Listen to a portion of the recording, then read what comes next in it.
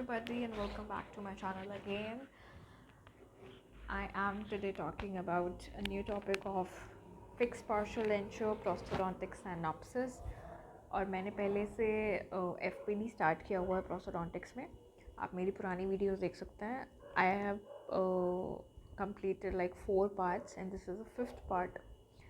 And the people who are new on my channel, I want to say that if you are preparing for your university exams, or you are a dental student and want to give another entrance exams, you can watch all my videos, you can subscribe to my channel, as well as you can give a reference of it to your friends and families who are currently in dentistry and want to know the basics. I popularly use this Dental Pulse. It is the important and basic book which everyone follows. So, and I am currently doing the synopsis series. I'm taking up all the synopsis of each and every subject, and right now we are doing prosthodontics FPD and this is the 5th part. So let's get started. Previous video में हमने last की table जो थी वो discuss करी थी. ये वाली टेबल हमने कर ली थी डिस्कस पूरी. ये सब हाँ एक्चुअली पॉन्टिक्स के बारे में, मॉडिफिकेशंस के बारे में, डिज़ाइंस के बारे में हमने सब पढ़ा था. अब हम इस वीडियो में बात करने वाले हैं कॉम्बिनेशंस के बारे में that can be used for restoring the missing teeth. Okay, तो हम कॉम्बिनेशंस यूज़ कर सकते हैं जैसे कि पोर्सलिन अपोजिंग पोर्सलिन और एक्राइलिक अपोजिंग एक्राइलिक और acrylic opposing teeth with gold veneering. Okay, so we are using different combinations. तो आप पे कई बार आपसे मुझे क्वेश्चंस पूछ सकते हैं कि बताओ डिफरेंट कॉम्बिनेशंस क्या यूज़ कर सकते हो for restoring the missing teeth. तो आपके पास ऑप्शंस होंगे, आपको उनमें से मार्क करना होगा. Just a simple straight thing पता होनी चाहिए. ठीक है, तो पोर्सलिन अपोजिंग पोर्सलिन भी यूज़ कर सकते हैं और porcelain opposing teeth with gold veneering भी यूज़ कर सकते हैं. मतलब एक साइड में गोल्ड विनर है, दूसरी साइड पर जस्ट पोर्सलिन है, या फिर दोनों तरफ पोर्सलिन है, या फिर दोनों तरफ एक्राइलिक है. तो ये कॉम्बिनेशन यूज़ कर सकते हैं.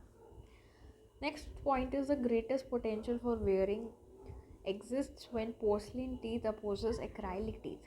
Greatest potential for wearing मतलब घिसना. अगर आप एक तरफ पोर्सलिन पहन रहे हो एक साइड पे, उसके अपोजिट अगर आप एक्राइलिक का दांत अगर आपने लगवा रखा है, एक तरफ आपने पोर्सलिन का लगवा रखा है, उसके अपोजिट आपने एक्राइलिक का दांत लगवा रखा है, तो उनकी आपस में जो वेयरिंग है, जो फ्रिक्शंस हैं, उसकी वजह से वो जो पोस्ट है आपकी, जो आपका क्राउन है, वो वेयर ऑफ हो सकता है. सबसे ज़्यादा चांसेस होते हैं पोर्सलिन और एक्राइलिक कॉम्बिनेशंस के. तो पोर्सलिन और एक्राइलिक साथ में नहीं देते. Combination that produces least occlusion where is gold versus gold. सबसे इम्पॉर्टेंट है, अगर आप गोल्ड दोनों तरफ गोल्ड लगा रहे हो अपोजिंग आर्चेस में, तो कोई वेयरिंग ऑफ नहीं होगी. लेकिन आप पोर्सलिन और एक्राइलिक अलग अलग लगा रहे हो तो वेयरिंग सबसे ज़्यादा होगी. Minimum length of Pontic should be approximately 3 mm. Direct question आता है, पॉन्टिक कितना हाइट का होना चाहिए? 3 mm तक का होना चाहिए. तो ये सारा पॉन्टिक के बारे में था जो हमने डिस्कस कर लिया. अब हम एक नए टॉपिक के बारे में डिस्कस करने वाला है, दैट इज़ कनेक्टर्स. तो अगर आपको पॉन्टिक्स के बारे में देखना है, आप पार्ट नंबर 4 जाके देख सकते हो मेरे चैनल पे, prosthodontics FPD synopsis part 4, and you will get to know all this. अब हम बात करने वाले हैं कनेक्टर्स की. तो अगर आपने मेरी पहली वीडियोस देख रखी हैं तो आपको डेफिनेटली ये डायग्राम पता होगा, क्योंकि मैं ये बहुत बार बनाती हूँ. ओके, ये बेसिकली एक FPD सिस्टम है जिसमें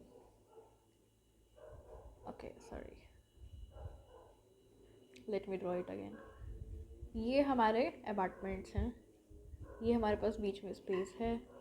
इस स्पेस को फिलअप करने के लिए हमने एक ब्रिज लगाया, जो कि इस हिसाब से लगाया हमने. ठीक है, यहाँ पे हमने एक मिसिंग टूथ को रिप्लेस किया हुआ है और ये हमने सपोर्ट के लिए रिटेनर्स लगाए हुए हैं. तो ये रिटेनर्स हैं हमारे, ये हमारा पॉन्टिक है और इनको कनेक्ट करने वाला, इनके बीच में कनेक्ट करने वाली जो ये चीज़ है, ये दीज आर कनेक्टर्स. तो इनके बारे में बात करने वाले हैं. तो connector is a portion of FPD that unites retainers and pontic. It is of 2 types, either rigid connectors और नॉन रिजिड कनेक्टर्स.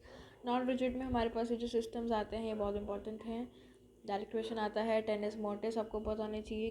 की वे होता है, फीमेल और मेल कंपोनेंट होता है इसके अंदर. लूप कनेक्टर्स होते हैं, स्प्लिट पॉन्टिक कनेक्टर्स होते हैं, क्रॉस पिन विंग कनेक्टर्स होते हैं. ठीक है, तो कनेक्टर्स का क्या सिग्निफिकेंस होता है? अब कनेक्टर्स का क्या सिग्निफिकेंस होता है? अगर आपका ये पॉन्टिक है, ये पॉन्टिक अगर है और ये अगर आपका रिटेनर है, आप थोड़ा सा बेयर कर सकते हैं मेरे साथ, बिकॉज मेरी ड्राइंग इतनी अच्छी नहीं है, मतलब यहाँ पे मैं थोड़ा सा ज़्यादा ही ऐसे बना रही हूँ. I hope you can bear this from for me. Okay, so ये मेरा कनेक्टर है ग्रीन कलर का, और ये मेरा एक साइड पे पॉन्टिक है, एक साइड पे मेरे पास रिटेनर है. कनेक्टर का क्या यूज़ होता है? कनेक्टर को कब रिजिड देना चाहिए, कब नहीं रिजिड होना चाहिए, इट डिपेंड्स ऑन कि आपके पास कितना सपोर्ट है. अगर आपके पास काफ़ी सपोर्ट है तो आप अलग टाइप का कनेक्टर दोगे. अगर आपके पास सपोर्ट नहीं है, मतलब कुछ डिज़ाइन ऐसे होते हैं जिसमें कि अगर आप रिजिड कनेक्टर दे दोगे तो वो चीज़ जो है अपनी प्लेस से हट सकती है, उसमें डिस्प्लेसमेंट हो सकती है, ठीक है, वो अपने पाथ से डेविएट हो सकती है, उस पर फोर्सेस इस हिसाब से लगेंगी. और क्योंकि रिजिड कनेक्टर होगा तो उसकी वजह से फोर्सेस जो हैं वो डिस्ट्रीब्यूट नहीं होंगी, तो उसके हिसाब से हम अपना कनेक्टर देते हैं, ताकि रिजिड, नॉन रिजिड की इन्होंने स्पेसिफिक टाइप्स बताए रखे हैं. टेनिस मोर्टिस बहुत कॉमनली यूज्ड है, loop, split Pontic, cross pin. Tennis mortis में आपको शायद पहले भी बता चुकी हूँ, आपको शायद याद होगा. एक मेल फीमेल कंपोनेंट होता है, एक तरफ हम ऐसे होल होता है, दूसरी तरफ हमारे पास ऐसे कीज टाइप होता है, ये दोनों आपस में जाके जुड़ जाते हैं. That is your non rigid connector tennis mortis. Further इनका सिग्निफिकेंस हम आगे देखेंगे. बाकी आपको एग्जांपल्स पता होने चाहिए. आपसे डेफिनेशंस कोई नहीं पूछेगा, आपसे मेनली एग्जांपल्स पूछेंगे.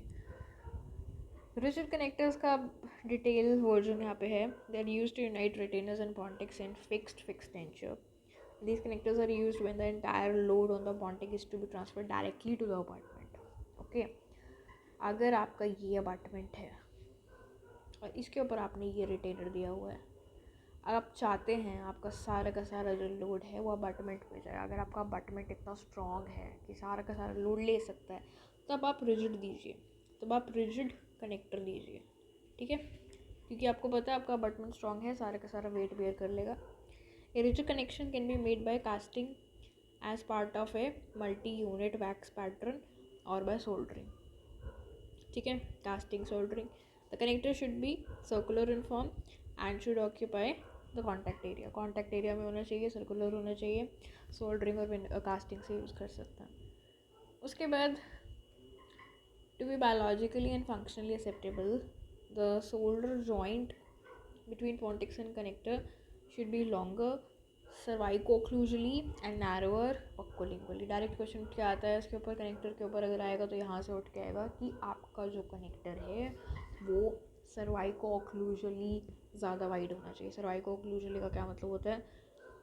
cervico-occlusally मतलब इस occlusally होता है सर्वाइकल एरिया हो रहता है, इस वे में आपका चीज़ ज़्यादा वाइड होना चाहिए in comparison to this way.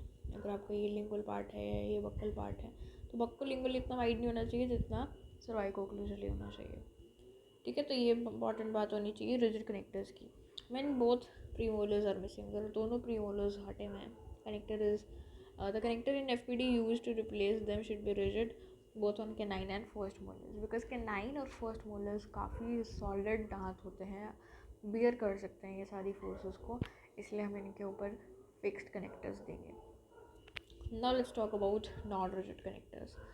Non-rigid are also called as precision attachments और stress breakers. डायरेक्ट क्वेश्चन इनके ऊपर आता है कि non-rigid को क्या बोलते हैं, precision और stress breakers बोलते हैं.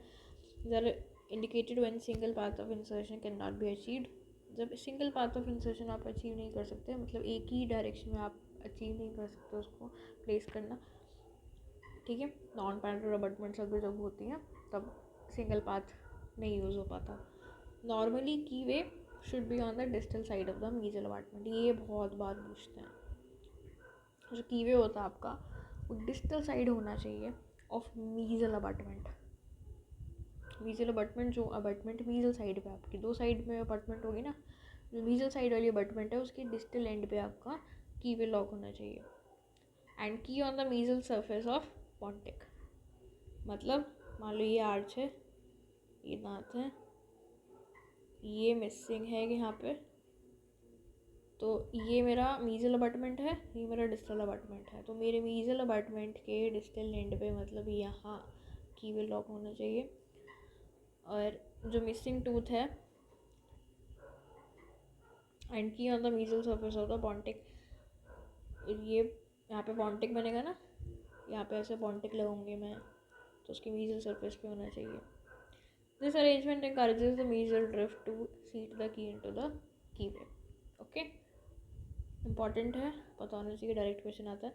If the stress breaker is present on the distal abutment, occlusive forces tend to unseat। क्यों डिस्टल अबाटमेंट पे नहीं लगाते? क्योंकि अनसीटिंग हो सकती है। In case of pier abutment, pier abutment का क्या मतलब होता है पहले भी बता चुकी हूँ। ये अगर दोनों तरफ दाग मिसिंग है तो जो बीच वाली अबाटमेंट होती है उसको पायर अबाटमेंट बोलते हैं।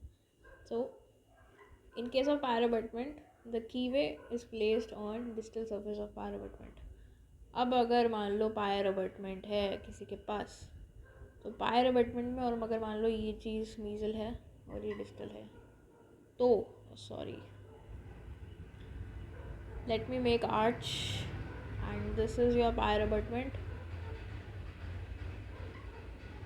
Okay, this is your pier abutment, this one, this is your pier abutment. And pier abutment में क्या होना चाहिए? The key is placed on distal surface of the pier abutment and की on the mesial surface of the distal Pontic.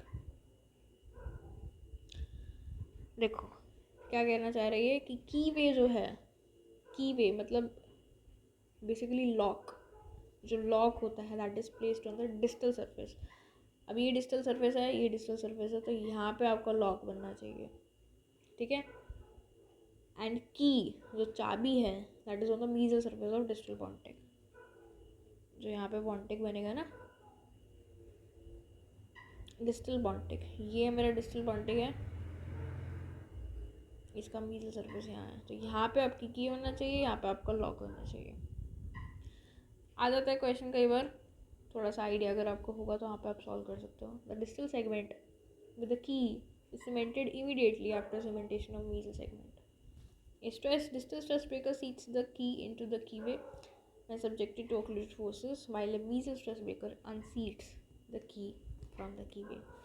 क्या बोल रहे हैं कि जो डिस्टल वाला स्ट्रेस ब्रेकर है, जो डिस्टल साइड पर अगर आप लगाते हो तो it seats the key into the keyway, चाबी को अच्छे से सीट करवा देता है कीवे के अंदर मैं सब्जेक्टेड टू ऑक्लूसिव फोर्सेस। लेकिन जो मीजल वाला स्ट्रेस ब्रेकर होता है वो ऐसा नहीं करता, वो अनसीट करवा देता है। ये पायर अबाटमेंट की बात थी, ठीक है, नॉर्मल उसकी नहीं थी। The path of insertion of key in the keyway should be parallel to the path of insertion of the retainer not involved in the keyway. Retainer के हिसाब से आपका कीवे पैरेलल होना चाहिए। Since the non rigid connector restricts the interdental space, they are used only with the ample embouchure space। Okay, तो ये छोटी सी important चीज़ है, छोटी भी है इंपॉर्टेंट भी है, पता होना चाहिए। Now let's talk about the indications of non rigid connect, like what are the total indications. Short span अगर FPD अगर आप ले रहे हो, ज़्यादा टाइम के लिए नहीं है, थोड़े टाइम के लिए है, तब आप नॉन रिजिड दीजिए। Retainers cannot be prepared to draw together without excessive tooth production। अगर आपके रिटेनर्स ऐसे हैं जिसके अंदर जो टूथ है आप उसको ज़्यादा रिड्यूस नहीं कर सकते, you can't reduce it much, तब आप रिजिड दीजिए, नॉन रिजिड दीजिए, ठीक है। टिल्टेड अगर है आपके पास तो नॉन रिजिड दीजिए, पायर अगर है तो नॉन रिजिड। तो क्या याद रखना है, अगर पायर है तो नॉन रिजिड देना है, अगर दांत जो टिल्टेड है तब देना है,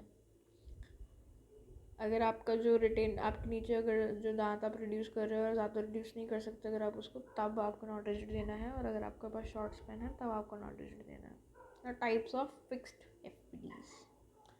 ओके, अब हमने कनेक्टर भी डिस्कस कर लिया, अब हम बात करने वाले हैं यहाँ पे टाइप्स के बारे में, FPDs की टाइप्स के बारे में। बेसिकली ब्रिजेस को क्लासीफाई करने वाले हम कन्वेंशनल में और कंजर्वेटिव में।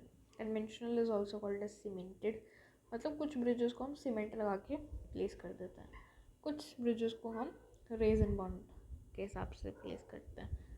तो ये एग्जांपल्स होते हैं, डायरेक्ट आते हैं, आपको बोलेंगे बताओ इनमें से कौन सा ऑप्शन रेजन बेस्ड FPD है। मैरीलैंड है, रॉचेट है, वर्जीनिया, तीनों हैं, याद होना चाहिए नाम, तो आप ऐसे याद रख सकते हो MRV, mnemonic MRV, and these are resin bonded or conservative. Talking about conventional, you have FF bridge, you have FF मतलब fixed. You can have fixed removable, you can have cantilever, you can have removable, you can have all metal, you can have all ceramic, you can have metal ceramic, you can have all acrylic. समझ रहे हो? आपके पास कितने materials हैं? एक आपके पास acrylic होता है, एक आपके पास मेटल होता है, एक आपके पास इनका कॉम्बिनेशन होता है, आपके पास सिर्फ एक्राइलिक होता है, ठीक है? फिर आपके पास फिक्स हो सकता है, फिक्स रिमूवेबल हो सकता है, कैंटिलीवर हो सकता है और सिर्फ रिमूवेबल हो सकता है. तो इस हिसाब से you can place them in different categories. Now let's talk about individually. Let's talk about fixed bridge. Now what is fixed? दोनों फिक्स होते हैं. It denotes FPD with rigid connectors. Rigid connectors होते हैं इसके अंदर.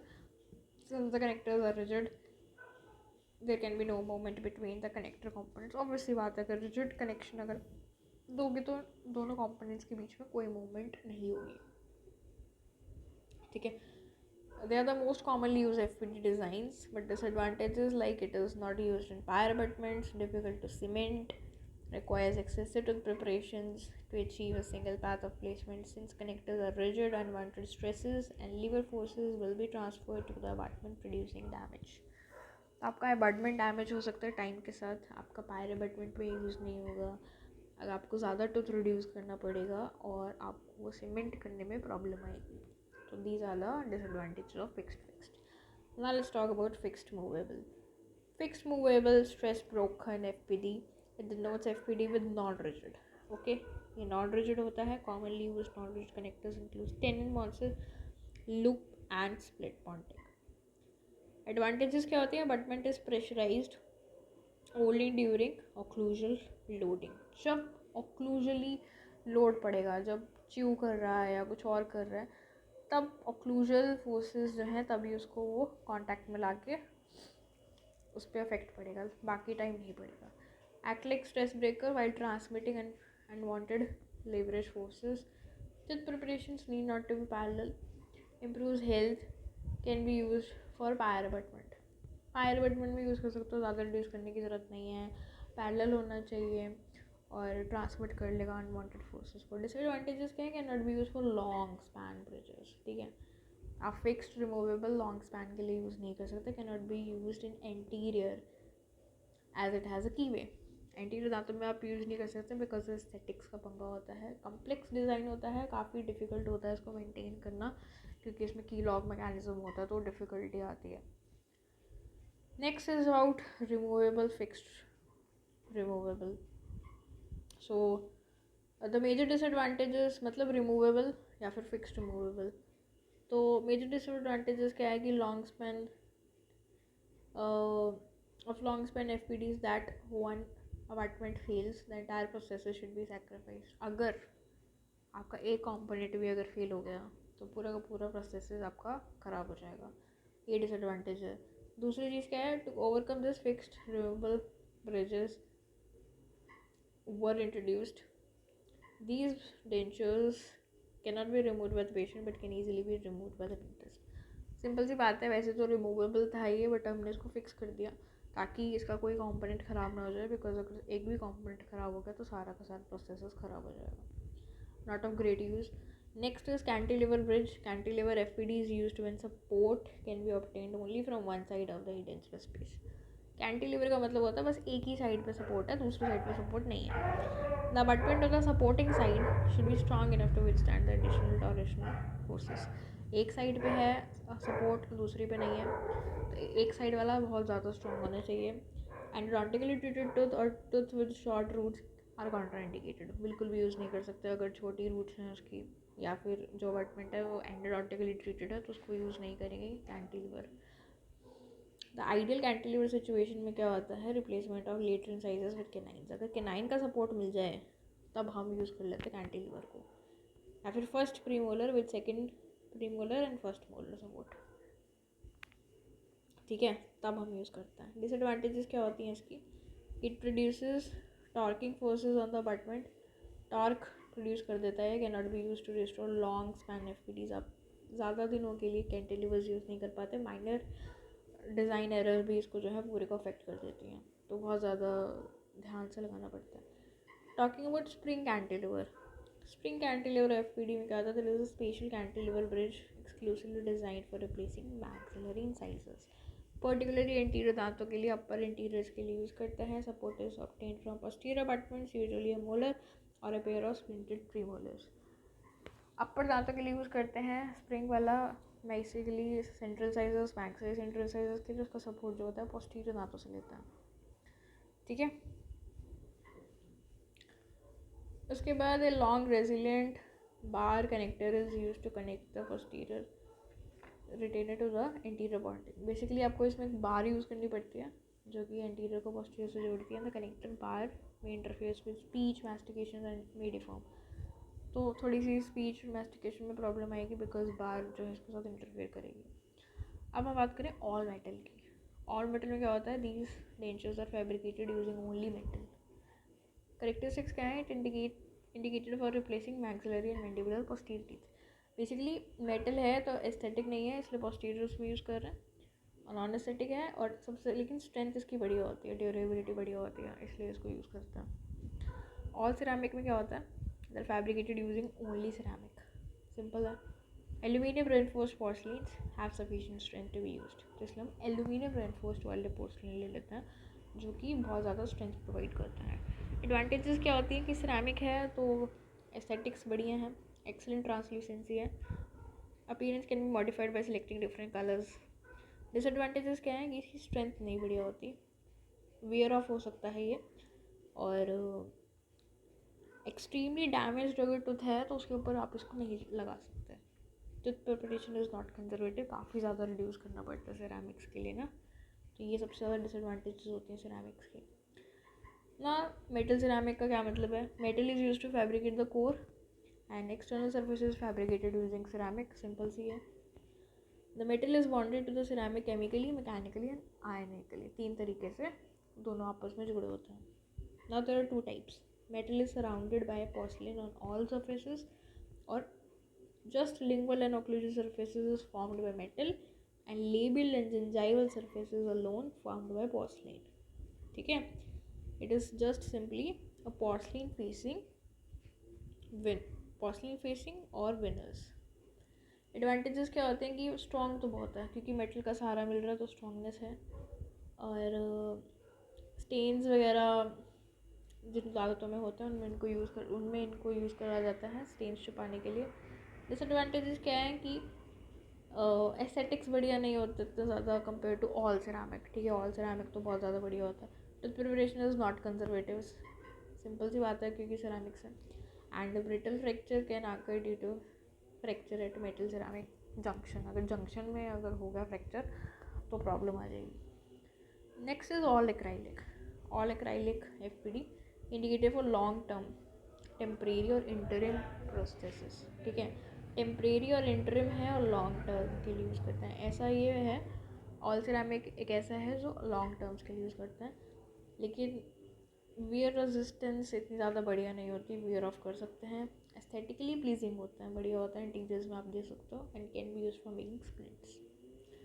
तो 2 इंपॉर्टेंट बातें कि लॉन्ग टर्म के लिए यूज़ करते हैं, टेम्परेरी होते हैं, और एस्थेटिकली बढ़िया होता है। रेजिन बॉन्डेड जो एफपीडीज होती हैं, these are fixed FPDs which are cemented onto the abutment using resins, okay, and the denture consists of one or more bond-ticks supported by thin metal retainers placed only on the lingual and proximal surfaces. The denture in this process relies on adhesive bonding between the etched enamel and metal casting। एक metal casting है और metal casting को enamel से जोड़ने के लिए हमने etching करनी है यहाँ पे, उसके बाद हमारी ये चीज़ जुड़ जाएगी, बेसिकली एडहेसिव लगाएंगे रेजिन मटेरियल का। एडवांटेजेस क्या होता है कि नॉन इन्वेजिव होता है, ठीक है, रिड्यूस ज़्यादा नहीं करना पड़ता, कंजर्वेटिव टेक्निक होती है, बहुत ही मिनिमल टूथ प्रिपरेशन में काम चल जाता है, ये बहुत इंपॉर्टेंट बात है रेजिन बॉन्डेड की। डिक्रीज टाइम ऑफ इरिटेशन होता है, और डो नॉट रिक्वायर कास्ट ऑल्ट्रेशंस और कॉस्ट वगैरह, चेयर टाइम इतना नहीं होता। लेकिन डिसएडवांटेजेस की क्या है, डिसएडवांटेजेस क्या है कि greying of incisal surface, specially labelling thin teeth, grey हो सकते हैं दांत, धीरे धीरे ब्लैक से बढ़ सकते हैं। Can not be use in patient with sensitive base metal alloys, Nicholls वगैरह में यूज़ नहीं कर सकते। Not useful in इनएडिक्वेट enamel surfaces, अगर किसी की एनामल चिप्ड ऑफ हो रखी है तब आप उसको यूज़ नहीं कर पाओगे, ठीक है ना। Okay, then this table, one second, yeah, this table we will be doing in the next video, and tooth preparation we'll also be doing in the next video.